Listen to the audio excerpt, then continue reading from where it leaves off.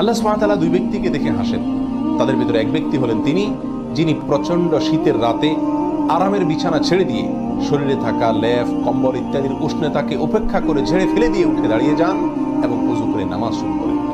এই ব্যক্তিকে দেখে আল্লাহ সুবহানাহু ওয়া তাআলা হাসেন এবং তার ফেরেশতাদেরকে বলেন, মা হামালা আবদি আলা মা সানা, কিসের আশায় আমার বান্দা এত কষ্ট করছে? ফেরেশতাগণ তখন জবাবে বলেন, রব্বানা রাজা আমা ইনদাক ওয়া শাফাকাতাম মিম্মা ইনদাক, আপনার কাছে যে নিয়ামত রয়েছে, পুরস্কার রয়েছে, জান্নাত রয়েছে তার আশায়, এবং আপনার কাছে যে শাস্তি এবং জাহান্নামের আয়োজন রয়েছে তার ভয়ে এই কনকনে শীত উপেক্ষা করে আপনার বান্দা উঠে নামাজ শুরু করেছে। তখন আল্লাহ তাআলা ফেরেশতাদেরকে লক্ষ্য করে বলেন, ক্বাদ আতাইতুহু মা রাজা ওয়া আমানতুহু মিম্মা খাফ, তোমরা জেনে রাখো আমার বান্দা আমার কাছে যা আশা করেছে আমি তাকে তা দান করলাম, আর যে আযাব থেকে জাহান্নাম থেকে বাঁচার জন্য যার ভয়ে সে এমনটি করেছে আমি তা থেকেও তাকে নিরাপদ ঘোষণা করলাম।